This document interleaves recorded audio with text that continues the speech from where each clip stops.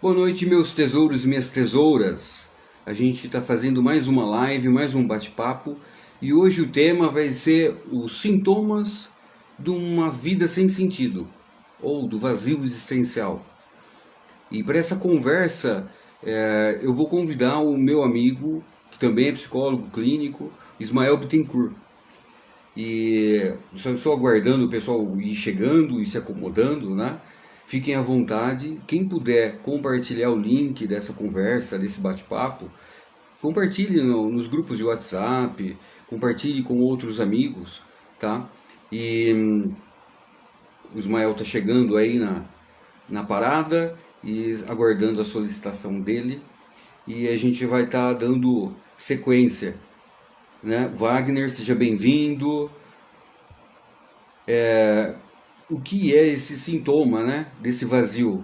Lucimeire, seja bem-vinda, fiquem à vontade, vocês podem interagir, fazer alguma pergunta sobre o assunto, né? O tema hoje vai ser, boa noite Wagner, o tema hoje vai ser os sintomas de uma vida sem sentido. Você já ouviu alguém relatar assim, por exemplo, nossa, eu estou meio perdido, sem saber para onde ir, eu me sinto um barquinho em alto mar. Você já ouviu isso? Muitas vezes essa pessoa pode estar perdendo o sentido da vida, né?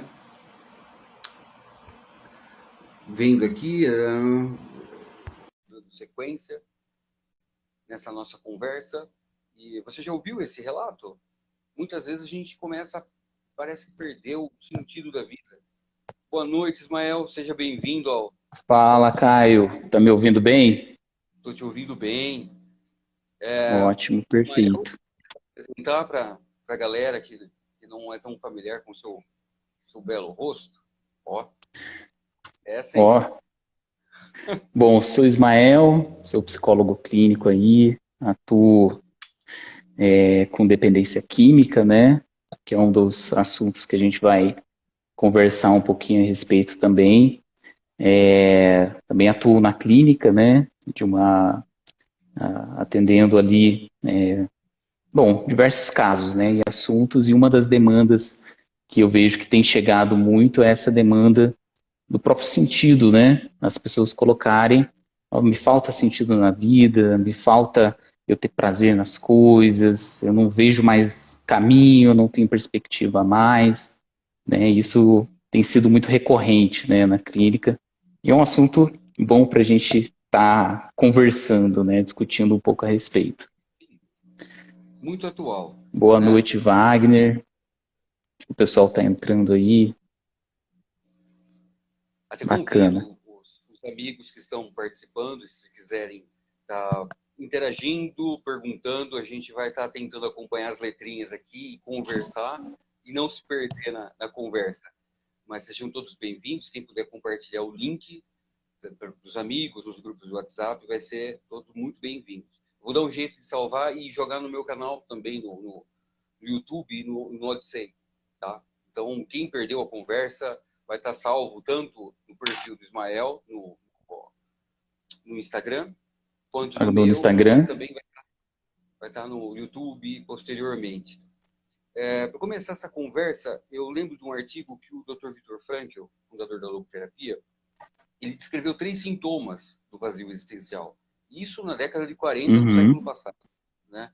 Do pós-guerra. E ele dizia o seguinte, que um dos sintomas do sofrimento humano, fruto desse lado noético, derivado da falta de sentido, era a depressão, que Sim. muita gente se depara no consultório, né? No dia a dia. A agressão, né? Tanto de forma implosiva como explosiva. A gente vê muito isso, Ismael, pelo menos eu me deparo muito com isso com adolescentes que se cortam, etc. É uma forma dessa agressão se voltar contra o próprio eu. E a terceira Sim, seria, tem uma questão com a violência, né? Da agressão, né? Igual, por sim, exemplo, um aumento, né, do número de violências, de roubo, né? Da própria guerra, né? Sim, a gente pode até fazer um paralelo, por exemplo, com outro teórico, o, o Carl Jung. Ele fala muito desse lado sombra, né, do lado sombrio que todos nós temos, que é típico da nossa natureza. Uhum. Essa agressividade que o Dr. Frankl ele pontua é uma agressividade de forma sintomática, que gera sofrimento. Fazendo um paralelo com o Jung, ele fala muito da natureza do ser humano, dessa agressividade, que muitas vezes a gente não Sim. sabe, a gente vê como algo negativo, né? Mas existe uma agressividade da própria natureza humana que a gente tenta canalizar para algo construtivo. E nisso a gente pode até, por exemplo, Uhum. usar esses dois teóricos para conversar sobre esse ponto, né? E o terceiro, a própria adicção, né? Essa epidemia das Sim. drogas, né?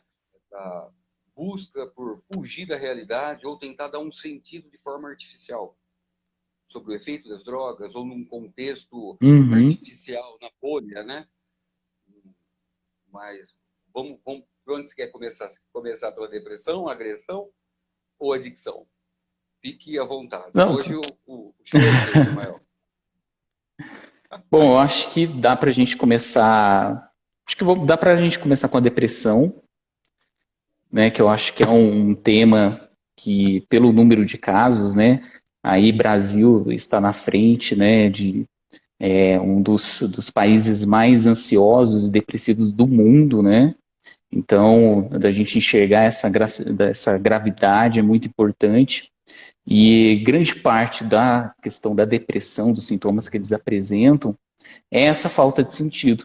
Me falta uma certa energia, me falta um certo prazer, me falta algo que me faz me sentir ruim, né? Que gera sofrimento.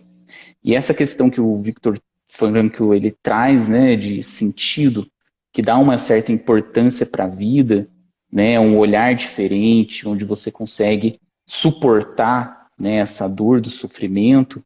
Isso é bem interessante porque geralmente a depressão, uma vez eu ouvi uma certa metáfora que faz muito sentido.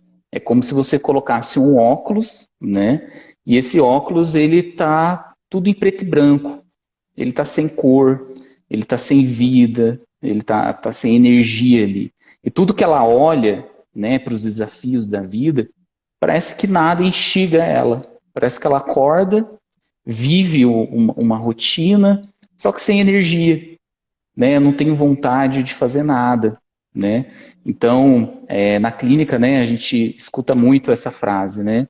Me falta sentido, né? Eles até usam o termo sentido, né? Me falta sentido, né? Eu não vejo sentido nisso, eu não vejo sentido no trabalho, eu não gosto do que eu faço, eu não me sinto satisfeito, né, com as minhas coisas.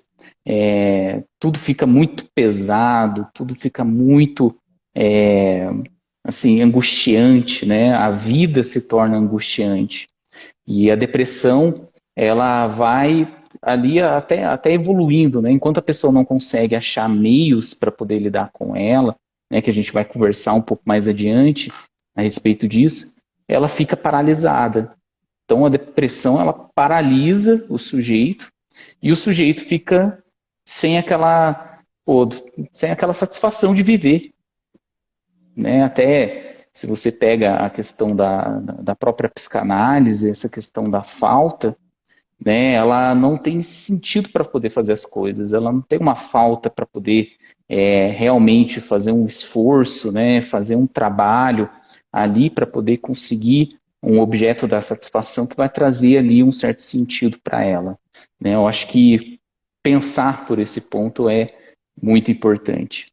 Mas e aí, a questão da depressão, como é que tem sido como é que você tem visto na sociedade? É, eu gosto muito de uma frase do Dr. Frankl, que ele fala o seguinte, que situações anormais, um comportamento anormal, é tipicamente normal. Então, por Uhum, exemplo, a gente vivenciou, o mundo vivenciou os efeitos de uma pandemia, né? Pode ser questionado até a questão da pandemia do jeito que ela foi apresentada ao mundo, à sociedade, pode ser questionado os meios e os métodos, né? uhum, Falando dentro do nosso universo, Ismael, da psicologia, houve uma pandemia real de vários sintomas ou, vamos dizer assim, efeitos psicológicos nas pessoas. Então, por exemplo, as Sim. pessoas que eram Você fala do agravo, né? A situação se agravou. se a pessoa tinha uma tendência ou um estado melancólico, se agravou por chegando até muitas vezes a uma depressão maior, né? Se a Uhum. pessoa tinha uma tendência a uma adicção por drogas, álcool, sexo, jogos ou qualquer outro tipo de mecanismo do prazer, teve uma fuga muito maior, uma esquiva da realidade, uma fuga muito maior. Então potencializou alguns sintomas, né? Uhum. O que tem me preocupado muito, Ismael, é muitas vezes a falsa ilusão de tratamento. Vou explicar.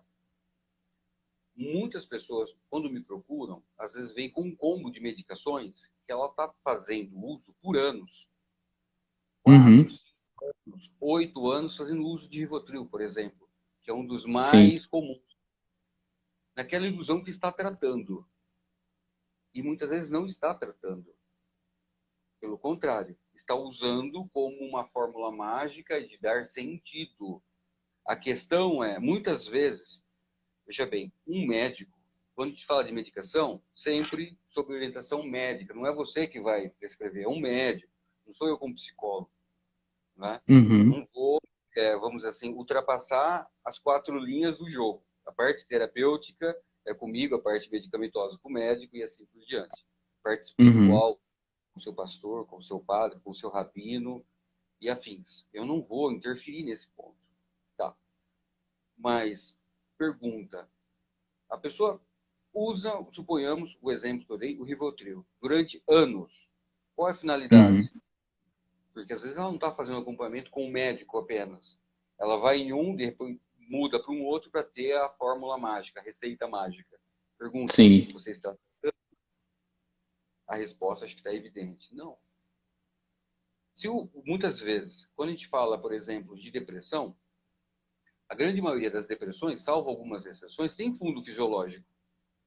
Uhum. Por exemplo, problema de tireoide, etc., pode afetar no estado melancólico. Aí nós estamos falando de aspectos biológicos. Mas nesse universo todo, tanto psicogênico como noogênico, que é, vamos dizer assim, a raiz da angústia do problema, ou seja, o Uhum. tratamento é psicológico.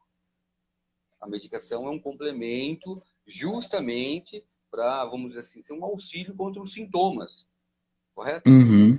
Às vezes a pessoa vem com essa falsa sensação de tratamento, estou tratando, porque eu pego algo Sim. concreto, eu pego um objeto de desejo, o É, comprimido. porque aplana, né? Porque a meditação dá uma aplanada, ele deixa ali a pessoa num estado que camufla um pouco, né?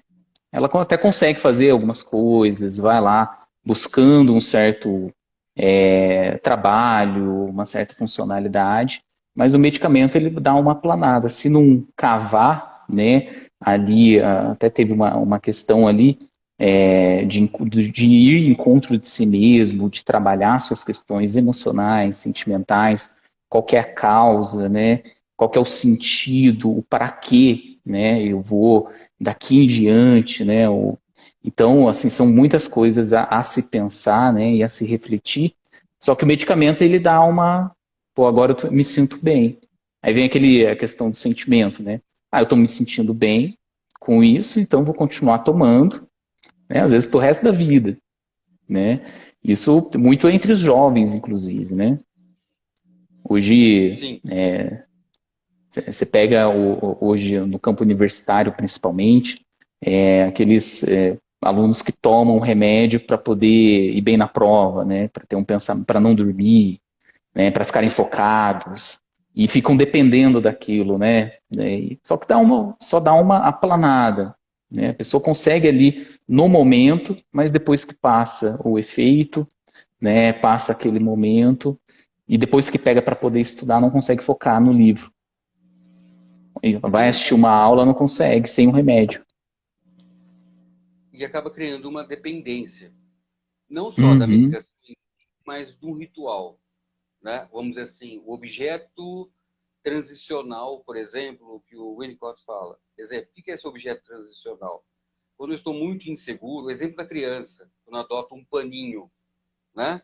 A Sim, criança, ela está desenvolvendo o eu dela e ela é muito insegura, então ela adota um objeto transicional, né? Na retirada do peito, ela adota a chupeta. Na retirada da mãe, da cama da mãe, que agora ela vai ter que aprender a dormir na própria cama, ela adota o paninho que dá essa falsa sensação de segurança. E insegurança. muitas vezes acabam, vamos dizer assim, usando essa bengala, né? Eu gosto de usar, por exemplo, a logoterapia, a gente usa muito elementos simbólicos. Então a gente usa muito as religiões e tal. Mas vamos pegar então a questão simbólica judaico-cristã. Moisés, quando ele abre o Mar Vermelho, ele usa o cajado. Pergunta: Sim. é o cajado que abriu? Ou foi, na história, segundo a história, o poder de Deus, de Israel, que abriu o mar? Uhum. Foi Deus. Mas ele precisava, porque ele era inseguro. Ele precisava desse simbolismo do De um cajado. objeto para poder se assegurar, né? Justamente. Às vezes a gente precisa, né, adotar algumas estratégias, né? A gente falou sobre esse objeto transicional, esse efeito placebo, muitas vezes as medicações, medicação para estudar. Eu nunca conhece alguma medicação para estudar? Não existe, né? Ou Pois você está é, estudando certo ou você está estudando errado, não é? Correto? Então, assim, exatamente. mas existem, por exemplo, algumas estratégias saudáveis que a gente pode estar adotando nessa nova praxis, né? Então, assim, eu uso muito, por exemplo, algumas orientações no consultório, por exemplo, recomendações de alguns chás. O chá não vai substituir medicação de primeira linha, pelo contrário. Quem vai mexer, alterar, modificar, retirar é o médico, a medicação não é o psicólogo, Uhum, tá? Para ficar claro. exatamente. Mas, assim, dentro desse processo, né, da aprendizagem, do estudo, por exemplo, com adolescentes, a gente pode introduzir o chá, a gente pode Uhum, introduzir algumas práticas de respiração e atenção, a gente pode exercitar alguns hobbies para fazer uma higiene mental, justamente para ajudar nesse processo do sono, de assimilar as informações do estudo, dando algumas dicas, uhum. etc.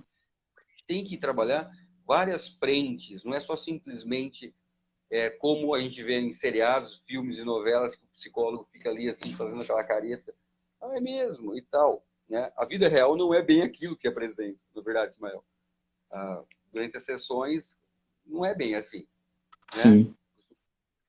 Então, assim, a depressão é vamos dizer assim, é uma resposta natural frente a um vazio. A gente tem Uhum, que entender como uma forma assim, que ela não é um monstro, né?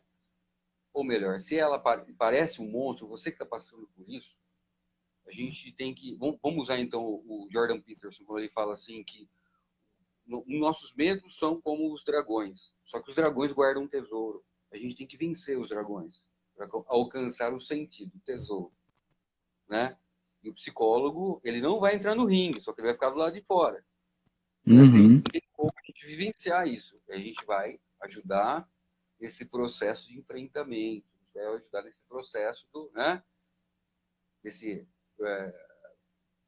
posso me ajuda aí, Ismael, só eu estou falando, poxa. Eu vejo assim, acho que você tocou num ponto bem interessante, em vários pontos, né? Que são bem interessantes, que quando você fala de segurança, todo ser humano ele busca por uma certa segurança. Quando você cita os objetos transicionais, né, de Winnicott, é interessante que cada pessoa ela vai buscando se agarrar, né, a alguma coisa para sentir aquela segurança, né?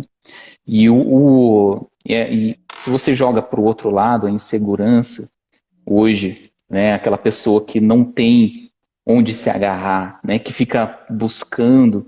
E uma coisa que quando você estava falando, eu me passou pela mente, né, um certo questionamento, que tem algumas seguranças que elas são meio fúteis, né? Que às vezes a pessoa acaba, por exemplo, tem pessoas que buscam segurança na droga, por exemplo, né? Sim, Tem outras pessoas que buscam segurança em relacionamentos que causam dependência emocional. né? Tem outros que buscam segurança em coisas assim, materiais, no dinheiro, por exemplo, né? Então, só que isso, será que preenche, né, aquela sensação de sentido, pô, eu tô vivo, né? Vou fazer alguma coisa para minha vida, né? Eu vou ali suportar, igual você fala, né, dessa questão do Jordan Peterson, né? Eu já vi essa frase, eu achei sensacional, né? Tem inclusive os dois livros aí, se quem está nos assistindo pudesse ler, né? As 12 regras, né, para a vida, e depois tem as outras mais 12 regras, né, para a vida, que são que foi o Legal. último que ele Ordem e lançou caos. agora no período a Ordem e o Caos, e tem o outro também que são as outras mais 12 regras que ele lançou agora na pandemia, né? Onde ele passou por situações ali de quase morte, né? Ele se adoeceu, né, corporalmente e tal. E, bom, eu vejo essa questão de encontrar um sentido, principalmente no sofrimento ali, né? Quando o Jordan Peterson ele usa essa analogia do dragão, está falando que é o caos, né? Você pode tirar algo do caos e colocar a sua vida em ordem, né? Tirar, refinar, né? Tornar quando você usa a medida, a pressão, a força exata, por exemplo, no carvão para transformar em diamante, ele funciona, né? Com a temperatura, com o fogo, mas tem um caos acontecendo ali, né, para poder gerar alguma coisa. Tem agora deixa eu só lembrar o autor, quem é que falou que tem um livro que é, ostra, ostra feliz não faz pérola. Né? Você lembra quem que é? Esse eu não conheço. Ostra feliz não faz pérola. Ou seja, Eu vem sou obrigado a uma. conhecer tudo. Eu quero conhecer tudo, Ismael. Calma. É leve, hein? Pois quando uma areia ela vai ali na ostra, né? Aquilo gera um sofrimento, assim, um incômodo tão grande que ela tem que criar algo daquilo. Tem que surgir algo do sofrimento que ela está tendo ali, do incômodo, né? E daquilo surge uma pérola, né?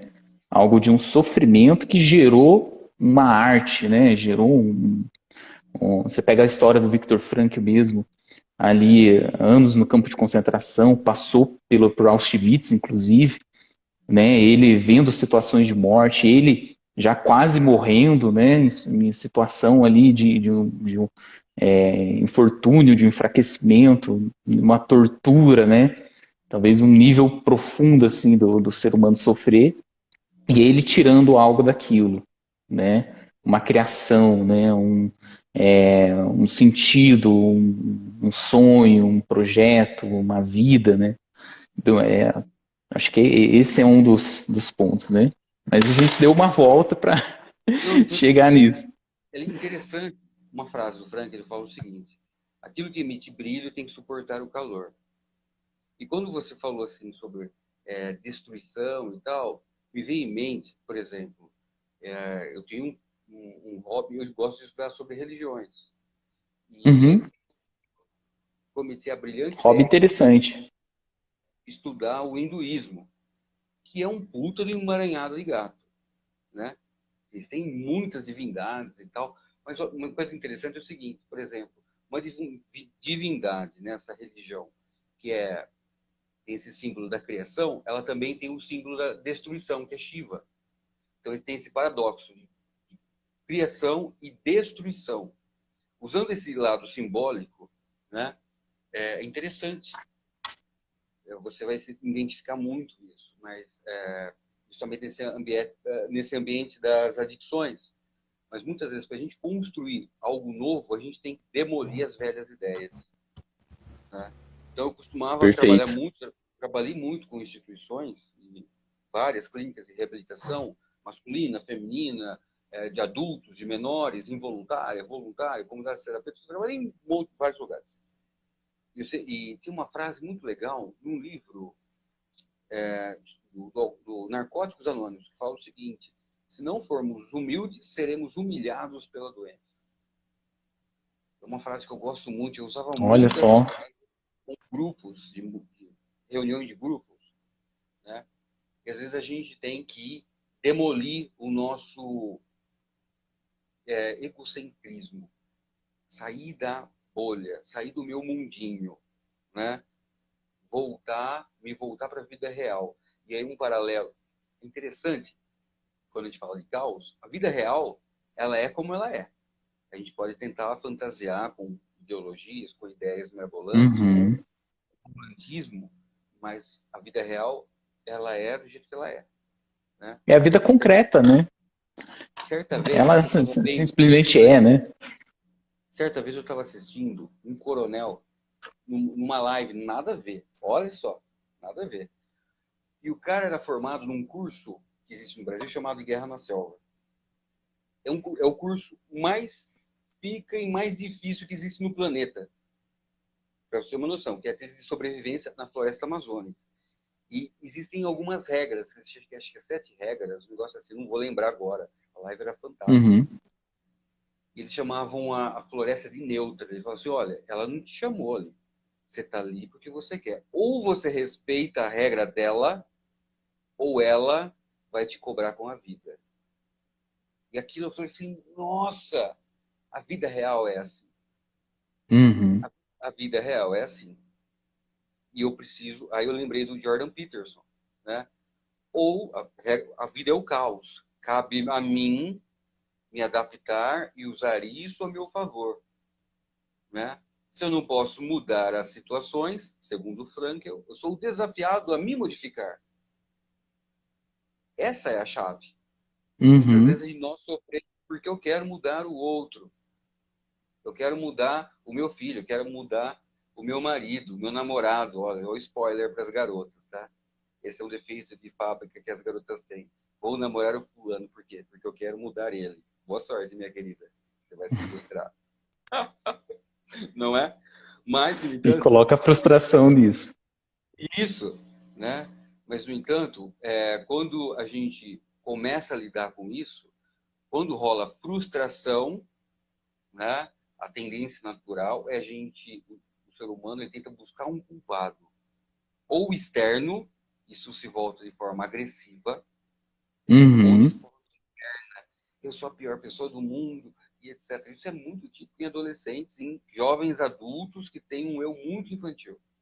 E essa Uhum. agressividade pode vir a se manifestar de forma sintomática, arrancando cabelos, arrancando pelos, se cutucando, roendo unhas, autodestruindo.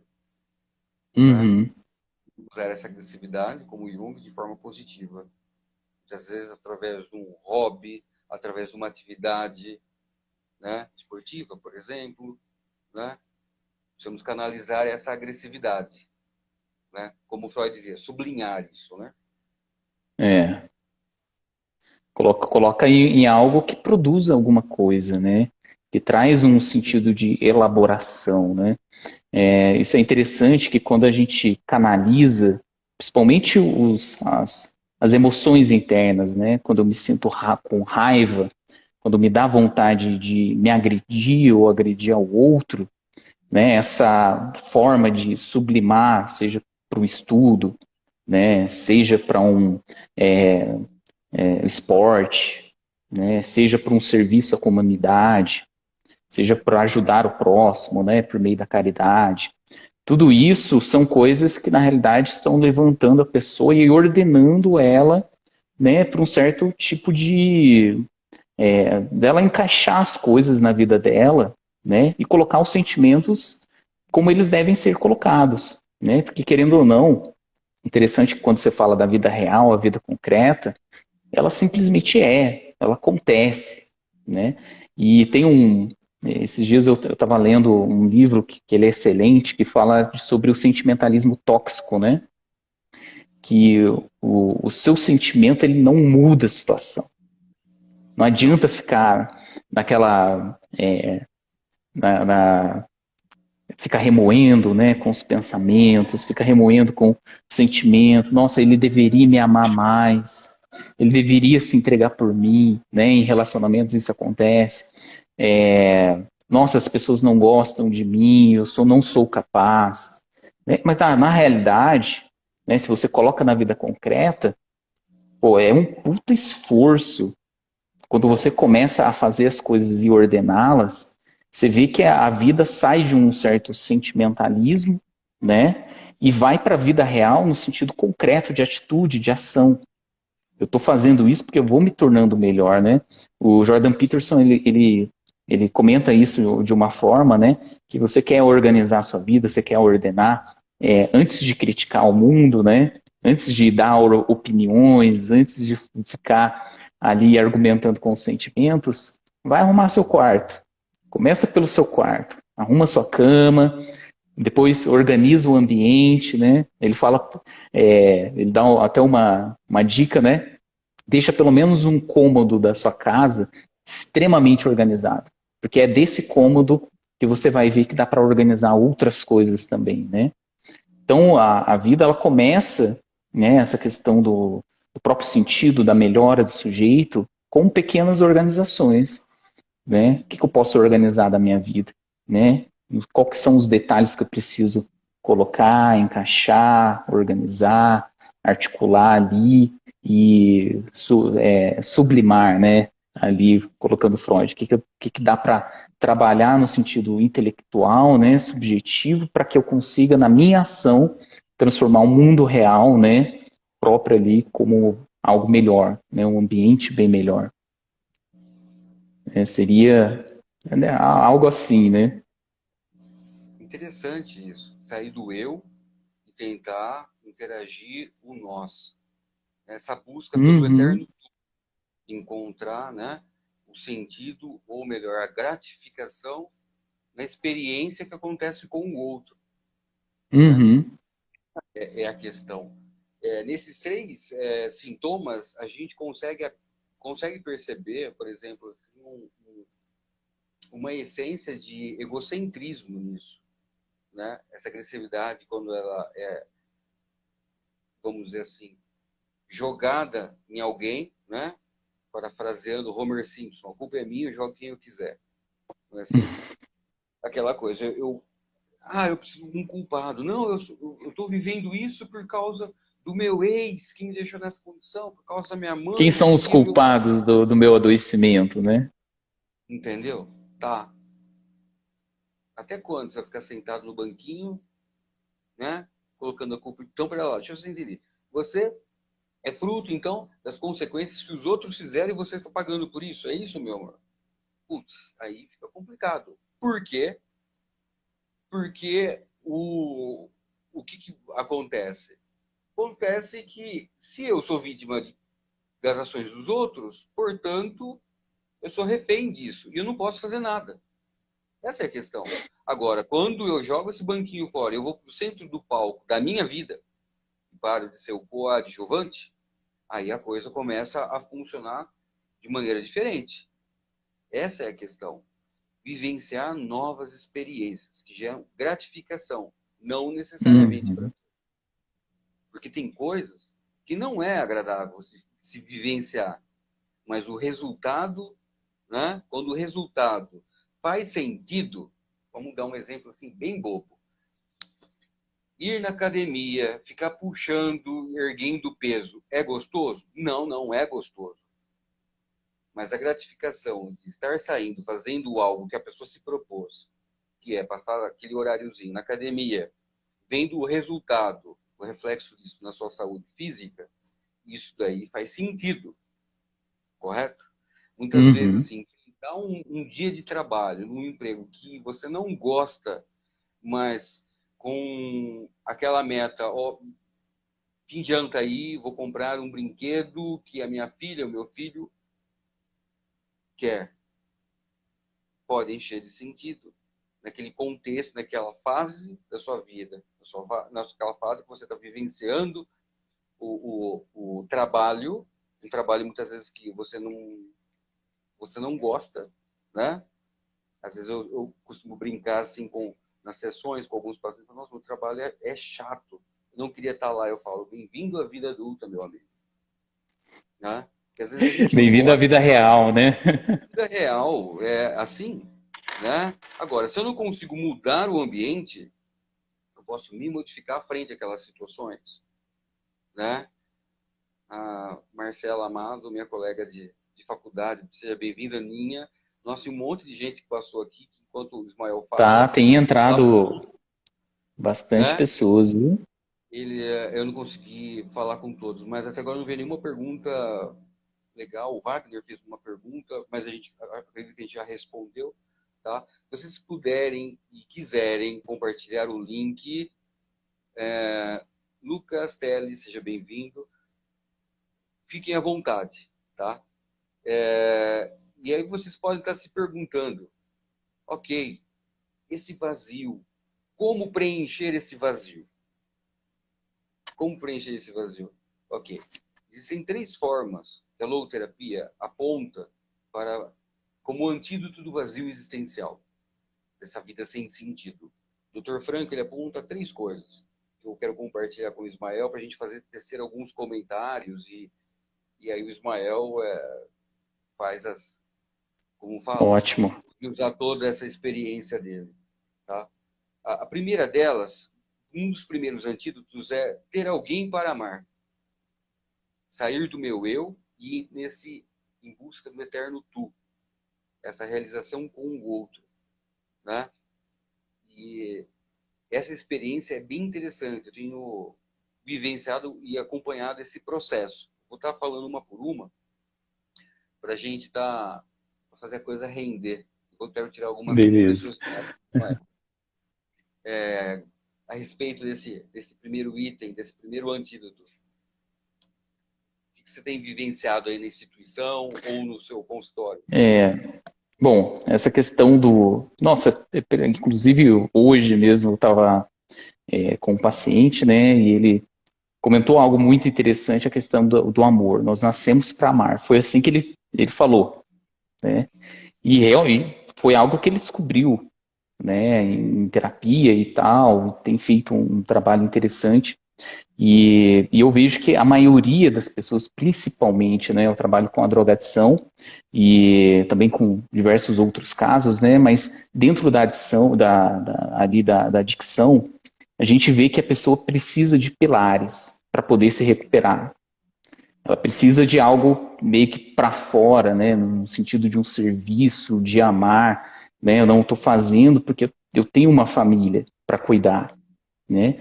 E eu pretendo, com todo o meu esforço, ser útil à minha família, ajudar a minha família, né, para que ela tenha algo, para que ela crie algo, para que saia ali de uma situação muitas vezes que está difícil, e aí ele coloca ao serviço do outro, né? Eu vejo que o amor, ele tem muito disso, né? Você se dispor ao outro. Você faz coisas, né? Você deixa com que o outro se levante, né? No sentido de você ali servir ao outro, é, seja em qual sofrimento a pessoa esteja demonstrando, né? Então, quando essa questão de se colocar ao amor, se colocar a serviço, seja por meio de caridade, né? Que são várias formas de amar ao outro também, mas ou de servir a comunidade, é algo que a pessoa se descentraliza de certa forma, né?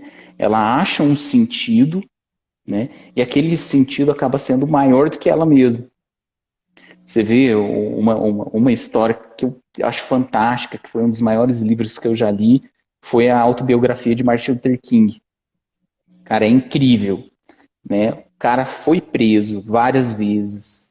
O cara sabia de toda a afronta, de todos os riscos, e o cara tinha um amor, né, ali para ser liberado, e ele sabia, né? Ele não precisava correr tudo aquilo, ele não precisava, né? Ele tinha ali uma estrutura até boa, né? Ele tinha uma educação, ele tinha uma vida boa, né, estável, mas ele decidiu, por amor, né, fazer com que ali os direitos, né, fossem, de alguma forma, levados em conta, né?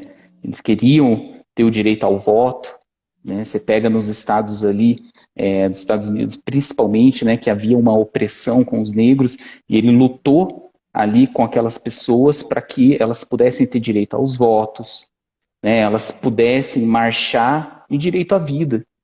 Né? Se não o amor, né? Que poder é esse que faz com que a pessoa se entregue, né?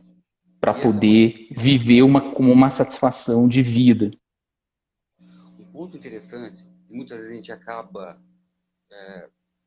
vendo isso no dia a dia, é que o amor, muitas vezes, o conceito acaba sendo muito diluído, né? O amor, ele não é só um sentimento, ele é mais Só do um que isso. romance, né? Ele é uma ação, ele é uma postura frente à vida. Vou explicar de forma bem simples. Quando você abre uma caixinha de bombom e divide com os seus, aí seu sobrinho, uma criança, vira e fala assim, escolhe. Aí ele pega justo aquele bombom que você gosta e você abre mão do seu bombonzinho de sabor de estimação para ver o sorriso dele. Isso é amor. Um exemplo, a gente falou da essência, né? Do nosso lado obscuro, da agressão natural do ser humano. Nós vamos falar sobre amor? Uhum, Vamos usar isso aí? Se você é pai, aquele momento da injeção, né? Que a função do pai nesse momento é fazer a contenção do filho, enquanto ele tenta achar uma brecha para sair correndo e fazer um escândalo. Mesmo você sentindo uhum, aquela dor daquele procedimento, você tem que, né? Aí a criança, né, fala, eu não te amo, socorro, e etc. Eu vivi isso com todas as minhas filhas, né? Com a Laís, com a Laura e com a Maria Flor, de 5 anos. Né? O momento da contenção. Eu sei que sou eu que vou ter que fazer isso e que vai dar escândalo, ela não vai gostar, ela vai sentir dor. Né? Isso é amor. Né? Então, assim, são exemplos quando você abre mão de algo que você quer muito, mas pensando no bem-estar do grupo. Isso é amor. Né? Então, por exemplo, eu sei o quanto é difícil para uma mãe ver, por exemplo, uma equipe de uma instituição levando, contendo, fazendo aquela contenção mecânica, levando para uma instituição, sedando a pessoa. É uma das piores cenas que uma família pode ver. Ninguém criou a criança, o filho, chegar num ponto de desespero, ter que fazer uma intervenção mais drástica, né? Intervir a pessoa uhum, na instituição. Mas isso é um gesto de amor. Né? E tem tantos outros, por exemplo, fazendo assim, o filho tem que fazer uma lavagem estomacal, passar sonda, etc. E às vezes você tem que segurar, porque né, o enfermeiro, muitas vezes, onde você está, né, tá sozinho, é tarde da noite. Eu vivi isso. Você tem que segurar aí, né? E com lágrimas nos olhos e tal, você sente, mas você não é movido pelo sentimento. Né? E geralmente essas coisas acabam acontecendo com o pai, não é? Mas uhum, em situações. Então, o amor não é só simplesmente uma emoção, mas é uma postura frente à vida. O não, muitas vezes, é um gesto de amor. Essa é a questão, né? Vanessa, minha querida, seja bem-vinda. Outra colega psi. Assim, o segundo ponto, como antídoto desse vazio existencial, o Viktor Frankl ele fala o seguinte: ter algo a se viver, algo a ser vivenciado. Né? Nesse movimento do meu eu saio do núcleo da angústia, do sofrimento. Marilda, seja bem-vinda, minha querida. E vou em direção do outro. E no caso é uma experiência, proporcionar novas experiências, né? Encorajar a ter novas experiências, fazer uma viagem. Né? Tem um relato bem interessante do livro Em Busca de Sentido do Dr. Frankl. Ele percebeu que as pessoas que sobreviviam aos campos de concentração tinham um porquê viver. Só que eram uns porquês bem bizarros. Um queria completar uma coleção de livros que ele tinha. Fazia muito sentido para ele. O cara fazia. O outro queria encontrar a filha que conseguiu fugir da Alemanha nazista e foi para os Estados Unidos. Então, essa esperança de vivenciar novos momentos, uma nova realidade, uma nova nação com os seus, isso dava sentido. E para o Dr. Frankl, tem um relato muito legal.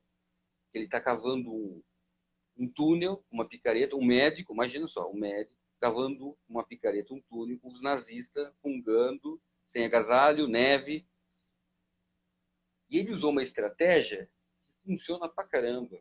Porque eu também trabalhei em cada lugar assim que eu não gostava, né, antes mesmo de ser psicólogo. Para aliviar aquele momento de sofrimento, ele se imaginava dando palestra na faculdade de Viena, onde ele dava aula. Uhum. Né? E esse movimento psíquico saindo do eu e projetando no futuro e muitas vezes no passado, eu aliviava o momento que eu estava vivenciando. Né? Algo para vivenciar. Ó. Pois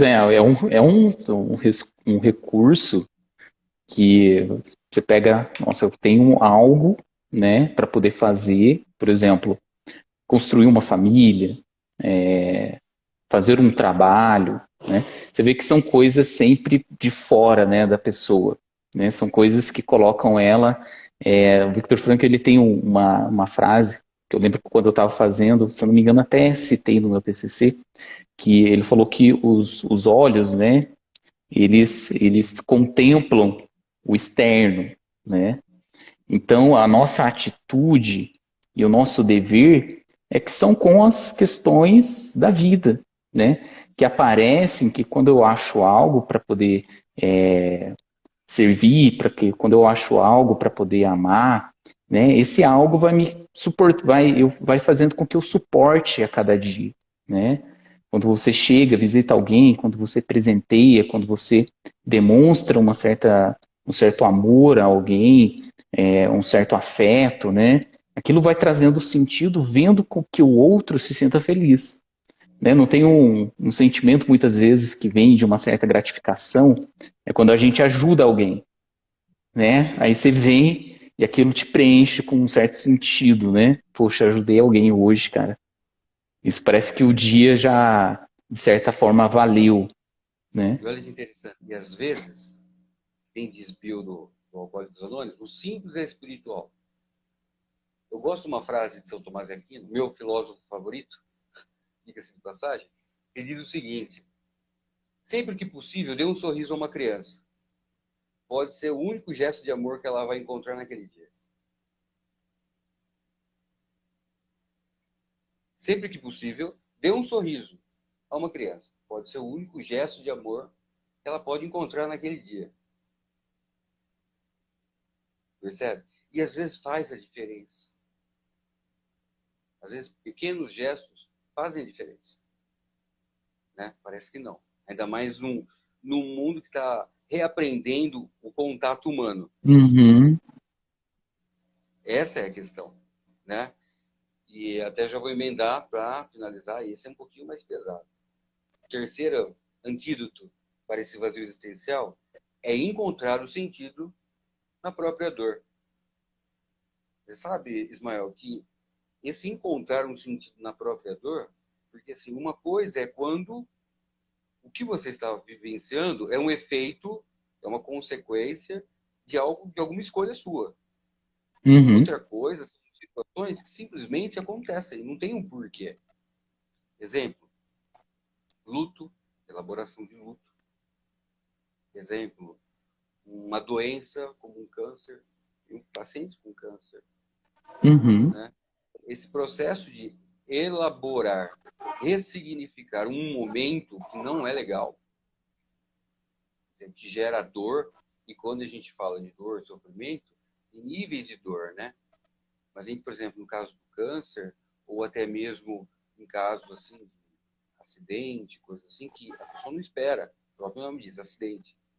O que acontece? A gente fala de dor total, que é uma dor física, mental, de fundo noético, Uhum. percebe?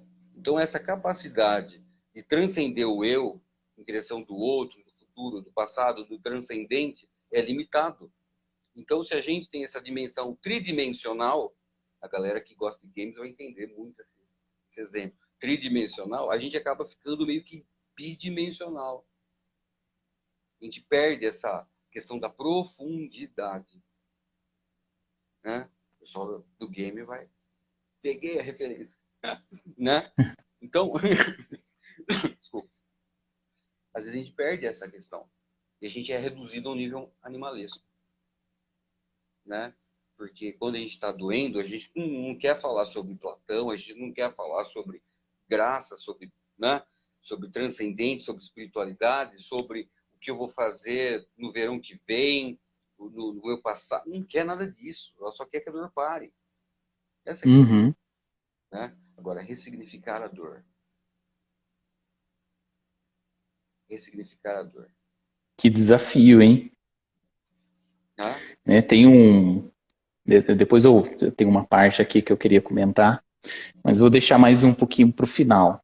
Né? Tem uma parte do Viktor Frankl que ele fala sobre os valores de sentido, que são os valores que você acaba encontrando, que eu acredito que tem a ver com essa questão Então, noética do ser, né? 10 minutos. Fica à vontade. Tem 10 minutos. Se quiser já emendar, fica à vontade. Eu vou ficar aqui de patente Não, não vamos. passageiro de É, patrulha. Não vou nem... ele fala sobre uma certa capacidade do ser humano de se satisfazer com coisas que não são naturais, materiais, né? Mas que tem a ver com os valores, né? Por exemplo, o amor, o respeito, a ética, né? A vida Verdade, intelectual, responsabilidade, a liberdade. responsabilidade, liberdade, perfeito. E esses valores eles trazem uma satisfação muito grande para o ser humano, né? Ele, não, ele deixa de ficar preso a uma certa dependência das circunstâncias, né? Das condições no sentido assim, se eu tiver tal coisa, né? Se eu tiver um dinheiro, um trabalho, da nossa fantasia, né? A gente fica fantasiando muita coisa, né? Se a pessoa me amar, se eu tiver um casamento assim, se eu tiver os filhos desse jeito.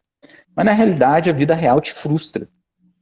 Ela chega acaba um pouco com muitas das nossas fantasias, né? E só que esses valores, esse sentido, né, que você encontra por meio de coisas que ela parecem ser abstratas, mas elas são muito práticas, né? Quando se fala de valores, é igual Aristóteles ele fala, né? Ele fala que o, o valor é um hábito, né? Ele fala que é uma coisa que você vai provando a cada dia, e à medida que você vai provando e fazendo algo que realmente traga sentido, aquilo vai preenchendo uma parte sua, que aí eu vou jogar um pouco para você, ver se eu estou correto na minha, você como logoterapeuta, né? Que preenche essa parte um pouco mais noética, né? Que do ser humano. Eu acho que a questão noética tem a ver com um pouco como se, como se fosse uma parte do espiritual. Eu acho que você me diz a respeito? Nous significa espírito em grego. É que o Dr. Frank, quando ele abrange no ético, a espiritualidade, os valores, a nossa consciência moral, pegando emprestado essa um conceito um pouco psicanalítico da coisa, faz parte dessa terceira dimensão. Ele divide em três dimensões o indivíduo, coisa que outros autores não Uhum, abordam. O que mais se aproxima seria o Jung, né? Mas enfim. Então, essa busca do transcendente, né, o ser humano ele tem a uhum, necessidade de transcender. Na falta dessa capacidade, surgem os sintomas. Então, o sim. sintoma transcendente, né? Por exemplo, uma pessoa que tem algumas limitações fisiológicas, neurológicas, né? Como, por exemplo, a psicose, o Dr. Frankl explica dessa forma. É uma forma que a psique do indivíduo encontrou para transcender.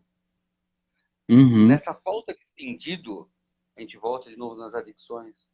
Um mecanismo encontrado, esse atalho de transcendência, é os efeitos das drogas. uhum, sim, Então perfeito. tem essa necessidade de transcendência de algo elevado, de filosofar na mesa do bar ou com os amigos, né? É algo da nossa natureza. Nós Sim. temos esse lado do porquê, né? E, então, assim, estar em busca, estar em movimento é a chave. Essa é a questão. Lembra um pouco a Gestalt, né? Estar em movimento É, é a chave. Ah, tá vendo? que Todos bacana. os caminhos levam a Roma, meu amigo. Coisas, só que com trejeitos, né? Enquanto não transcenderem os egos dos autores, vão ficar nessa picuinha, um querendo tratar com o outro, querendo converter o outro para a minha linha teórica, né? Eu gosto muito do Dr. Frankel. Ele tá cagando para essas coisas.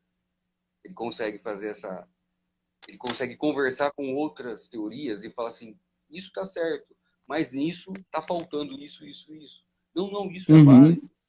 Análise nisso, a logoterapia vem acrescentar, não a... Né? A, uhum. né? Ele usa, ele ousa fazer algumas comparações, né? A, a psicologia existencial fenomenológica, né?